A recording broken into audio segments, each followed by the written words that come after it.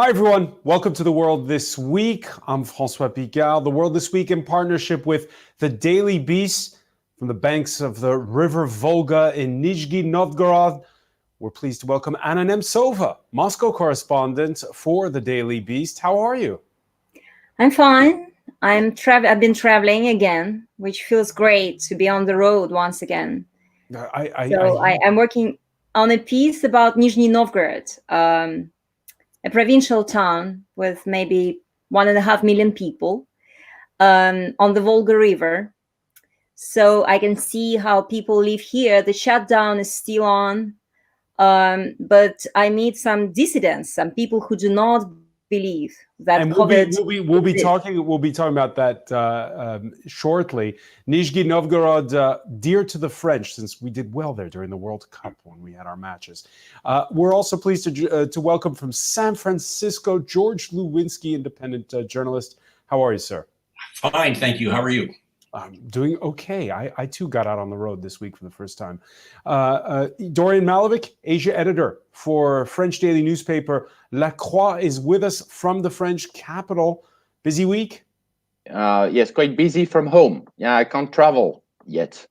Asia is closed, actually. Japan, Korea, Taiwan, Hong Kong, China. You have quarantine, so I cannot travel yet. Maybe in autumn, maybe. All right, let's see if Catherine Field has picked up her suitcase recently. Catherine Field, who reports from Paris for New Zealand and Australian media. How are you? Good, thanks. No suitcases packed for me. Followed the NATO defense ministers online.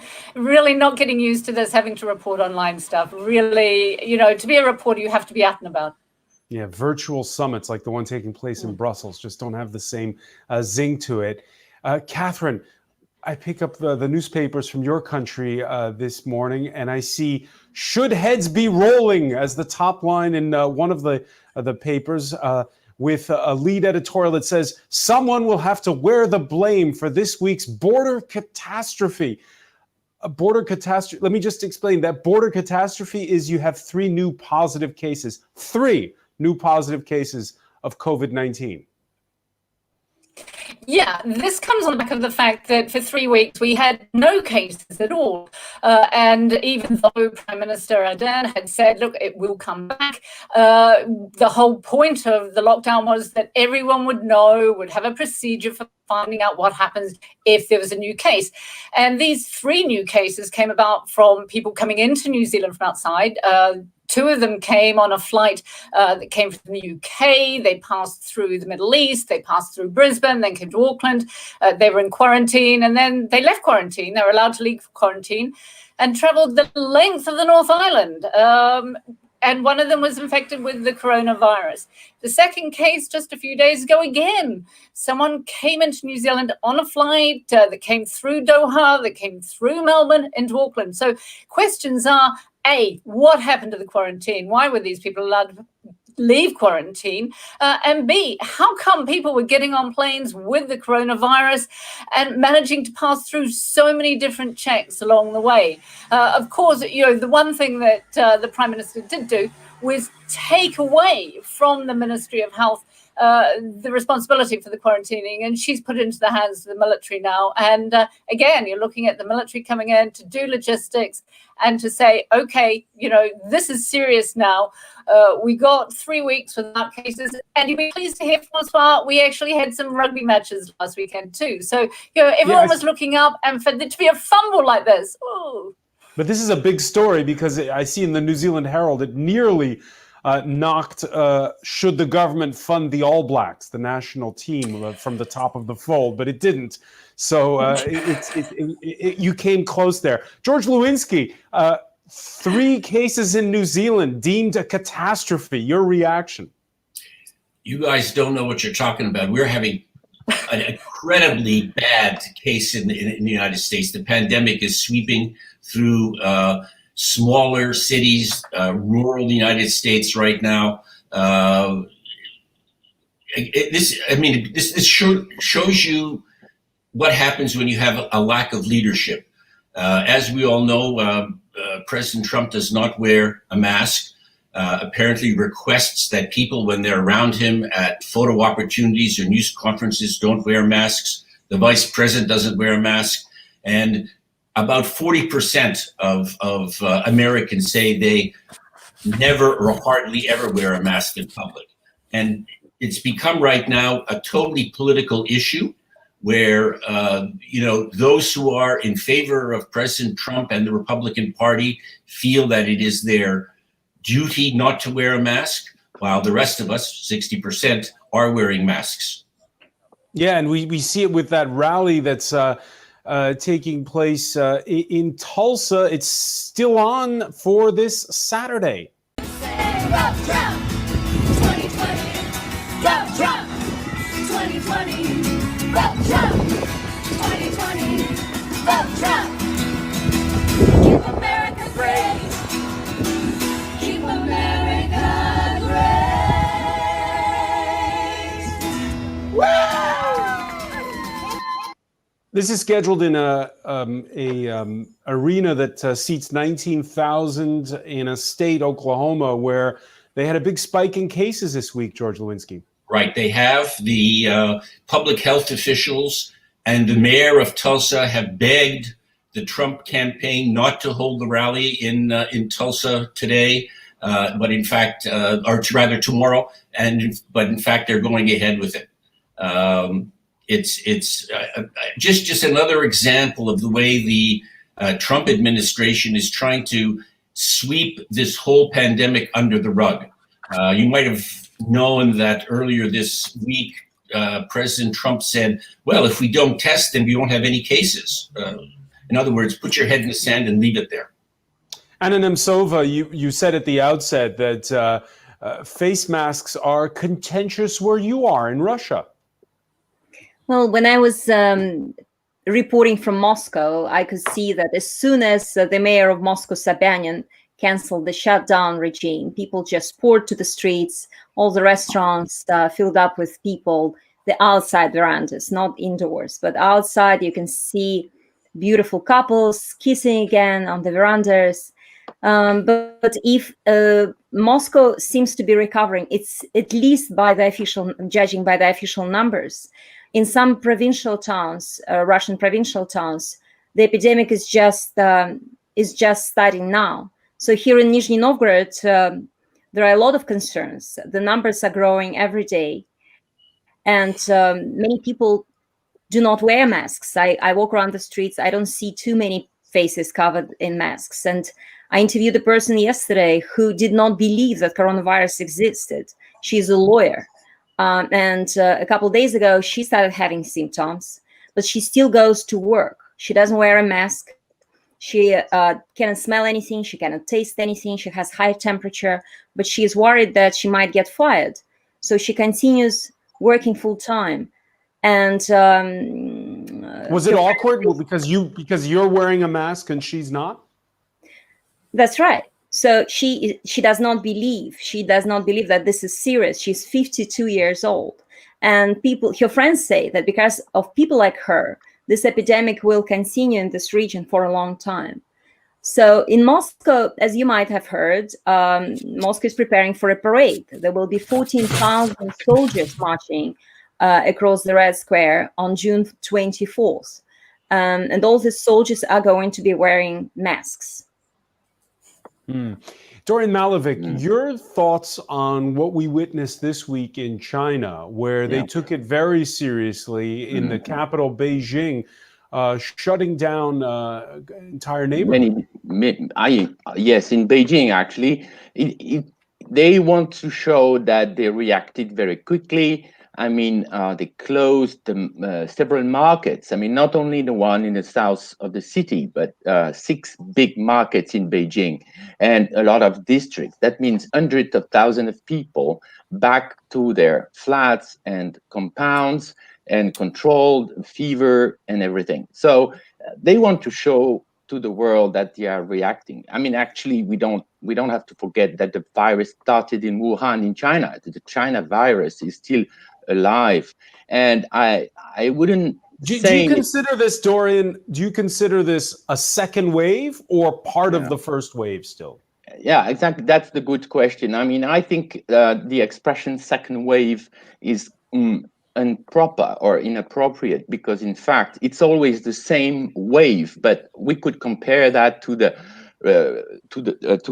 rising tide, or the low tide. I mean, we had cases in Northeast China for several weeks.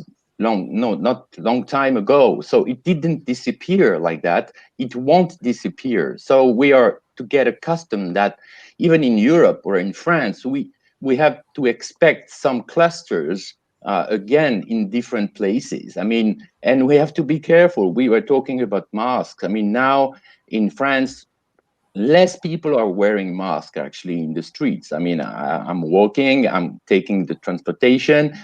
In the transportation is better, but in the streets, less people wear a mask now. Yeah, it's mandatory on public transportation. Yes, but you see that. I mean, it's not so much political. Look at what happened yesterday. President Macron went to London and visited Boris Johnson.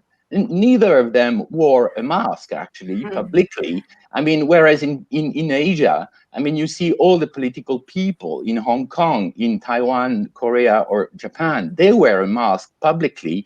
And even TV shows, like, I would start the suit, but in TV show, the people, they have their mask and they speak like this, For them, it's just like basic protection for everyone.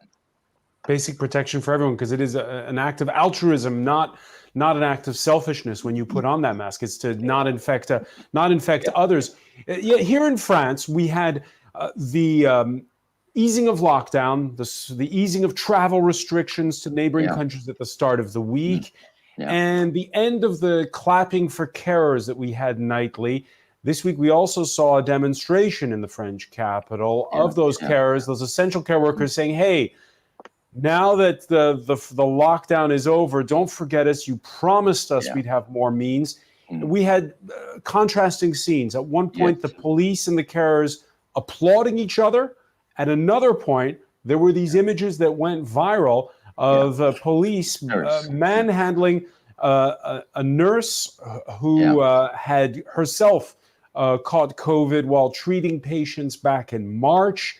She'd worked long hours. And you had people outraged over that. She was held overnight at a police precinct in Paris.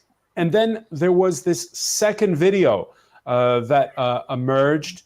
Freelance reporter Clément Lano on Twitter pieced together the whole sequence. And you do see her throwing objects at the police.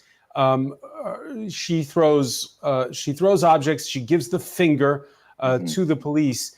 Catherine Field, we spoke to people close to her, and they said, perhaps that video doesn't show enough, because just before that fury on her part, you had the police tear gassing and tear gassing and tear gassing. You're quite right. I mean, these demonstrations that are now sort of, every Tuesday and every Saturday, it seems, here in Paris, we do have these demonstrations. And there does seem to be a lack of restraint on the part of the police. I mean, the amount of tear gas that was thrown last Saturday at the Black Lives Matter demo in Place de la République is enormous. So, it's a very difficult time here in France, I think, because we're still all finding our way after the end of confinement. We don't know whether to hug one another. We don't know whether to stay away from one another. And a lot of the frustrations that were just held inside us during the confinement, as we call it here, are now spilling over. And, we're at the same time, we're being told to get on with our lives. We're being told not to go near anyone, stay at least a meter apart, don't shake hands, don't kiss. We're all very confusing, and I think that's part of the police, as well as some of the medical workers. Anyone going up for a demonstration, you don't really know where to place oneself, if that makes sense. Yeah, Dorian Malovic, your thoughts, because you heard George Lewinsky described almost as a culture war the wearing of the face mask. Yes. There seems to be a political divide in this country over whether that nurse was a victim or that nurse got what she deserved. Well, that, as you know, as you said before, I mean, the nurses and doctors and all the staff in the hospitals, I've been working like crazy for months. They were heroes. Everybody was applauding them at 8 p.m. every day, and they were fighting, they were doing things. But we know there is a big problem in the hospitals, in the medical domain, you know, and the government doesn't look very conscious of what they have to do. I mean, they need more money, they need more employment, they need more help. And is this a public health story, or is this a police brutality story? Also, she says, "I want my Ventolin. I want my inhaler." She's of North African origin. Is it a Black Lives Matter story? What is this? You are right. I mean, you are really right. It's summing up all different problems in this country. I mean, the immigrants, the police violence, the social difficulties, the inequalities among people working like crazy, and you have the COVID-19, the Chinese virus, already still in the mind of the people, the double message from the government. We have to go back to work. Okay, the economy needs you. But then we tend to forget about the nurse and the doctors. And then you know, we had to wait, you know, WHO just definitely said a few days ago, masks are really protecting you. It is totally crazy worldwide, because I mean, look at Asia. They know that mask is perfectly useful. We need the mask. And why Japan has so few cases? The hygiene is high over there. They have masks anyway. So that's a good explanation. Hong Kong's the same. So just listen to your own self-protection spirit, you know. Don't listen to those political messages, because it's really biased. It's biased. And that's why people are on the street, because nothing is clear. Nothing is really clear. Nothing is clear. Catherine Field talking about pent-up frustrations. In some cases, it's over injustice. And we saw the French government reverse itself over whether or not to use chokeholds in making arrests. That sparked anger from the side of the police, who've been under a lot of strain for the past year, dealing with the yellow vests. They've been clocking a lot of overtime. So all of France was surprised to see erupt the capital of Burgundy, Dijon, which you are keener to associate with mustard and the fine wines that lie to the south of there. Yet there was an incident where police have been accused of holding off, laying low, while Chechens, who organized over social media, and people of North African descent in one working class neighborhood clashed. Appears to have been at the outset, perhaps, but we don't have proof of this, some kind of a turf war, something to do where a 16-year-old Chechen was beaten up in a neighborhood where there are a lot of drug dealers. Nonetheless, people who live there are angry, while the government insists it did not hold back. S'il y avait la police de proximité dans le quartier, je pense que beaucoup de choses seront évitées. C'est facile de venir et puis nous voir et en disant oui, voilà, on est là, on va ranger les choses et tout. Non, ça, il fallait faire ça depuis le début de la guerre. Voilà, c'est tout, point barre. Maintenant, les gens, ils sont en rage. Ils sont en rage. Les forces de l'ordre ne sont pas restées en retrait, c'est complètement inexact. Il faut vraiment que les habitants de Dijon qui ont été, je le comprends, traumatisés par ces faits, mais franchement, je le comprends. Il faut vraiment qu'ils aient bien en tête que je suis venu rappeler ici un message de fermeté et que nous allons tout mettre en œuvre pour confondre les auteurs et les interpeller. Now, George Lewinsky, police in this country are very different from police in the United States. They answer to the top, to the head of the state, and you see it there with the government minister talking. That same frustration that we saw, the police viewed as the representatives of the state. Again, very different from where you are. Right. I mean, police here are controlled locally, so mayors and city councils run the police departments all over the country. The federal government doesn't really have any jurisdiction, although of course they can ask for help from the FBI or the feds. There have been and continue to be calls for what they call defunding the police in the United States as a result of the Black Lives Matter demonstrations, which were sparked by the killing of George Floyd and others. And there is your reaction when you see those images from Dijon. Well, I think that certainly there are demonstrations all the time. The police in the United States, strangely enough, seem to me to have backed off a great deal from confronting and firing tear gas or clubbing the demonstrators right now. I think that they're somewhat concerned about the calls for their defunding. I think that this is something that's going to. When I saw the thing, I immediately thought that this is the police in France also worried about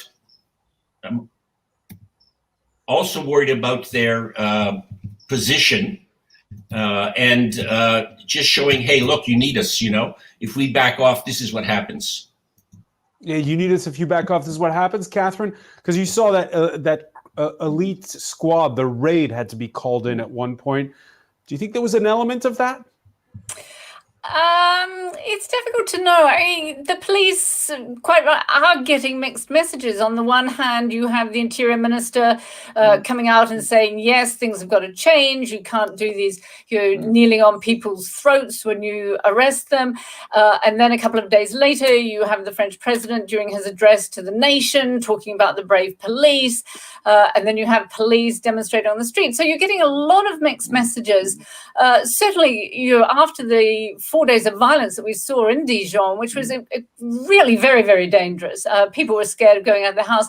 You saw Kalashnikovs wielded. You did. It was really dangerous. And perhaps the Interior Ministry should have reacted earlier.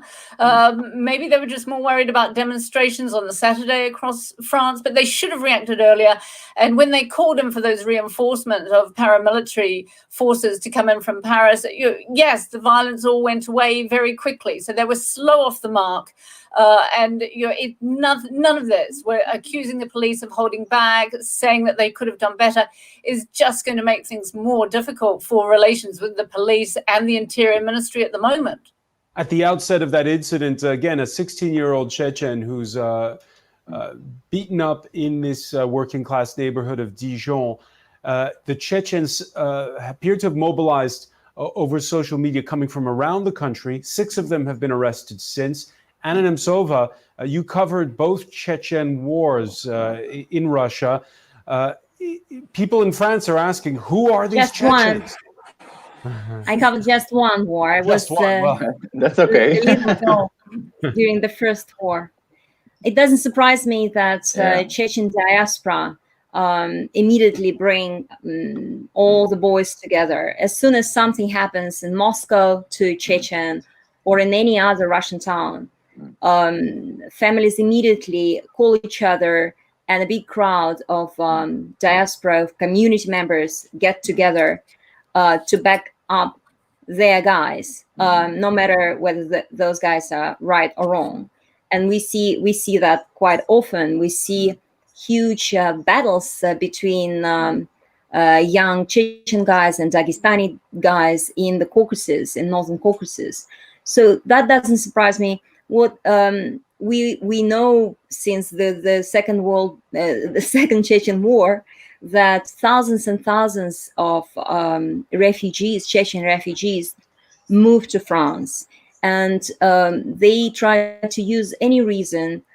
One of the recent cases I've read about was that the person applied for a political asylum based on his background as an LGBT suffering from a lot of pressure in Chechnya. And I recently went to Nice, and my driver there was a Chechen person, and he told me about his big family and how they moved to France several years ago, and what they do, how their kids study at the university. So they seem to be a very friendly and very big community. I'm sure that not all Chechen people are involved in drug dealing in France. But Kalashnikovs sound bad. It's also thrown the light, George Lewinsky, on the drug trade, which suffered just as much as the big multinationals did during lockdown. Yeah, I mean, I suspect that there is some problems with supply customers. If customers are staying home, you've got stuff you've got to move. I must say there does not seem to have been a spike in drug violence or drug-related violence here in the United States, but COVID, has taken over the headlines so much that it's very difficult to see or read about drug problems. There has been in the United States kind of a bit of a spike in robberies and obviously some looting during the demonstrations. Again, I guess if you've been unemployed for 3 or 4 months, you've got to eat somehow. You've got to get some money in your pocket. So there has been some of that. As a matter of fact, next door, someone's car was broken into yesterday. All right. The other story we've been following closely here is one that is taking place in what's known as the rooftop of the world. Scuffles that began on May the 5th between China and India, they're two boiling over on Monday with the death, the first fatalities in the regular standoffs that take place there since 1975.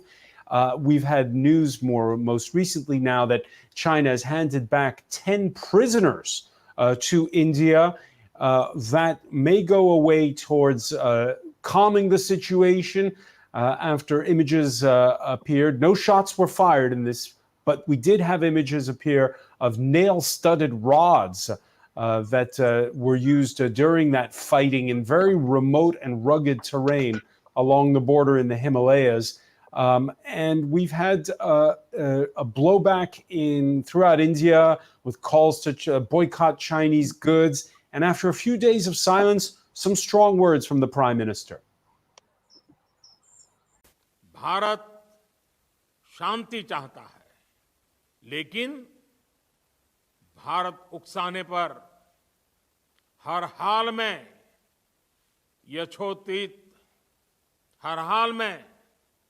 यथोचित जवाब देने में सक्षम है. Dorian Malovic, is it going to calm down now? Well, for both sides, they need to calm down for the time being, actually. What's interesting is that Modi is a very nationalistic prime minister, and then Xi Jinping in China is the same. So you have two big nuclear power, which are now fighting on a border. This border has always been very unclear, very loose. I mean, the maps don't really show a proper border between the two countries. But what's interesting is that for India, they saw China playing Pakistan against India. I mean, the relationship between Pakistan and China are very strong. Pakistan is part of the Belt and Road initiative from China. China needs, the way through Pakistan. And this fight, I mean, it started much earlier. We saw videos from the armies shouting at each other. I mean, that was already boiling a little bit. But for China, it's a little bit worrying because it's another front, tension front for China. I mean, it's a lot of burden. I mean, you have the problem with Xinjiang, with the Muslims. You have in inner China, you have tensions, and then you have Hong Kong and Taiwan and the South China Sea, and on the background you have the commercial fight and with Donald Trump. So on the one hand, there's all the geopolitics we're talking about, Dorian. On the other hand, there's that remark Catherine Field made earlier. Is part of the reason that we're seeing these kinds of incidences spring up at this moment that, the sort of the pent-up energy from the cabin fever from this lockdown strange period we've been in? I don't know whether it's part of the COVID-19 or the Chinese virus. I mean, I think that from the China side, definitely the power is weaker than before. Even though we imagine China is so strong, it's not so strong. You have some criticism now within the Chinese regime, I mean, against Xi Jinping, and the tensions everywhere, as I mentioned before, is a way of, kind of gathering the people around the leader. In fact, against the virus, it's not a victory at all. I mean, for Hong Kong, it's not a victory yet. Taiwan is lost for the moment. So there is no big victory for China. So we can say that, that's the India front is a new theater of conflict. So it's getting a little bit more and more dangerous, I would say. I wouldn't have been so pessimistic a few months ago, but now China is confronting the world. Look at EU reacting against China. So you see, it's not so balanced now. It's not so peaceful in China. And of course, Catherine Field, Narendra Modi has problems of his own. Big spike in cases this week, and again, this rally round the flag moment, could that be dangerous for all sides? Yes, it is dangerous for all sides. And when you look at both India and China, as Dorian was saying, these are two populist leaders who are on the back foot. Their own populations are questioning how they've been handling COVID.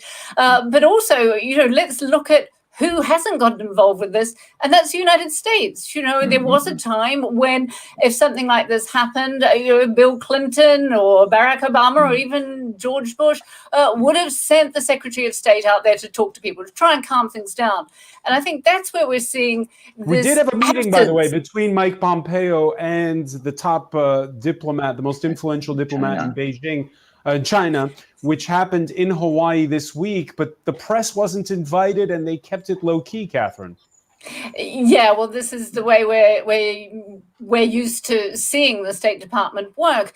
But, I go back to it, that's not enough. In the past, there would have been, an Undersecretary of State, a Deputy Secretary of State, even the Secretary of State, someone who would have got on a plane, gone out there and said, okay, look, let's calm things down. Because as Dorian says, this is a real flashpoint. We've had flashpoints here all the time. It's a border that is very remote. I've been up there. You can go hiking there for days on end and not see another human being. It's just so remote. But when you've got two enormous countries like China and India still fighting over where that border is, you really need someone strong from outside. That at the moment, used to be the United States. I don't know who it could be now who could get in there and say, this is dangerous, pull back, guys, let's get a mediation going and stop this going any further. Because if it does go further, it will be ugly. When you look on the China side, I don't know what Dorian thinks about this, but the Communist Party conference isn't due until 2022. So President Xi has got a long time that he's got to look strong, reinforce his base. And this is a very good way for him to say, don't look at what's happening on the economy. Don't look at what's happening on COVID. Look at what I'm doing to India on the border. And he can show that he's a strong man there. Let me just ask Anna Nemtsova, is this story been getting a lot of play where you are? Are Russians paying attention? Well, Russians are not paying attention. Russia has so much on the table at the moment. Putin's rating, the public trust for Vladimir Putin's been melting. We recorded a historical drop down to 25%. So any protest, any political activity in the street of the opposition immediately faces brutal reaction. Police grabs even single picket participants from the opposition. So the single man protest has been more or less banned during this COVID pandemic. The victory parade that's been delayed is coming up on June 24th. And then on July 1st, Russians are going to vote for major constitutional changes, more than 200 changes of Russia's main law. And these are all the main news right now. People are focused on the pandemic. Russia is still very sick, and we don't know how true the numbers are. It's very hard to judge by the official numbers. There's a lot of manipulation. A lot of doctors are dying. More than 500 doctors and medical workers have died. So Russia has not been watching China and India close enough yet. All right. It's not all about the pandemic inside the Beltway in Washington, where the literary event, you might say, is the publication next week of John Bolton's book. Excerpts have already been released. They include this choice paragraph picked up by the New York Times. During the president's 2018 meeting with North Korea's leader, Secretary of State Mike Pompeo slipped Mr. Bolton a note disparaging the president, saying he is so full of blank. A month later, Mr. Bolton writes, Mr. Pompeo dismissed the president's North Korea diplomacy, declaring there was a zero probability of success. George Lewinsky, your reaction? Yes, I mean, Trump, with certainly with North Korea and certainly with just about every diplomatic initiative or meeting that he's had, has sort of put his foot in it. He's really not interested in doing anything that will adversely affect his reelection. Conversely, he will do whatever it takes to win an election.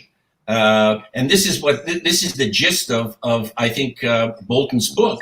It's not new what he's saying, but it's absolutely clear that not only is Trump incompetent in many, many ways, particularly in foreign policy, but he does nothing unless it is going to help his electoral chances. Dorian Malovic, your reaction when you read that? I was really shocked, actually. I mean, I've been following the summit, in Singapore and in Hanoi. And I mean, to read, even my first question is, can I trust John Bolton? I mean, that's the first basic question a journalist can ask himself, And you remember in Hanoi, that was a failure. But then we remember that Trump left the table because of Bolton telling Trump, it's not a good deal, we are going to lose, we have to go. And then it was very strong. And the North Koreans at the time, they were really shocked because, something was to be signed in the morning, but then he left and the lunch was canceled and everybody was gone in the afternoon. So, on which side was Bolton? I mean, we know that was the responsible for the breakup. Actually, we nearly had a communique for peace and something a little bit more advancing. But then I'm really, now again, the US cannot manage this North Korean affair, against it's a failure. In between strategic patience, maximum pressure, and this kind of parenthesis of better relation, it's all over now. So it's back to square one. Back to square one. I want to get back to you on that point. But first, let me ask Catherine Field about this. There's a lot of resentment, it seems, in the U.S. against John Bolton publishing this book, but refusing to testify when there was Trump's impeachment. Oh, yeah, he had exactly the right moment to turn the knife, which would have been during the impeachment. I look at Bolton's book, again, like Dorian, with a lot of questions, but also I think that John Bolton is perhaps trying to position himself for the post-Trump world when there will be questions, when there will be inquiries, possibly lawsuits about who knew what when. And I think John Bolton's trying to walk a fine line of keeping on side with some of the Republicans who he'll need to back him up later, and maybe get a few Democrats on his side as well. But clearly he took what was it, $2 million to write that book. So job well done. It's on the streets. President Trump has got his people trying to get the book banned, which of course will mean that it will sell even more copies. And Mr. Bolton will possibly make even more money. One of the interesting things about whether he will get, I don't think he will get any money. All government officials sign an agreement that if the book is judged to be in violation of some sort of contract or of the agreement that these people sign with the government can seize their money. So he may have to lose that $2 million. He may not get any of the royalties from the book if the government decides that he has broken the contract that he signed with the government. All right, we've been talking about his book, but should we have been paying attention more, Dorian Malovic, to the blowing up of the liaison office between the two Koreas? That announcement, those images coming out of from the north, and among talk once again, and we've talked about it before when the North Korean leader Kim Jong-un was out of public sight during the pandemic, about the role of his sister Kim Yo-jong. Yeah, I mean, actually, it's partly because of the Hanoi failure that now North Korea is targeting the South. In fact, I mean, the better relation between the two Koreas in 2018, economically, President Moon Jae-in from the South was hoping that they could make a lot of business and commercial relation, opening of the train, the railway, and exchanges, tourism with the North. But then at the time, you remember, Trump said, oh, no, South Korea, you cannot do anything like this without our consent. And the United States didn't agree on anything like that among the two Koreans, which shows that technically at war, the two Koreas cannot do anything without, the Washington consent. So it's terrible because, you know, you are stuck in history. And then now it's all over again. North Korea showing signs that they want to target South Korea in order to send a message to Trump again before the election. So Trump also, I mean, there is Bolton, there is the North Korean, you have China. Also, Trump has a lot of burden on his shoulders, you know, before the election. Why send a signal now?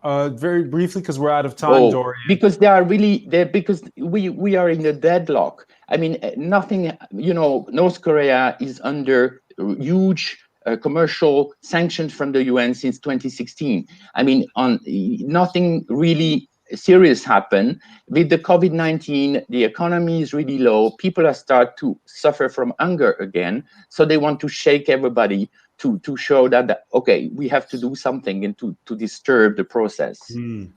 All right, expect more attention-seeking behavior out of Pyongyang. That'll be Dorian Malovic's final word. I want to thank you. I want to thank Catherine Field for joining us as well from Paris, Anna Nemtsova from the banks of the Volga in Nizhny Novgorod, and George Lewinsky in San Francisco. Thank you for being with us here in ever greater numbers on Facebook, Twitter, and on our YouTube channel. More on France24.com.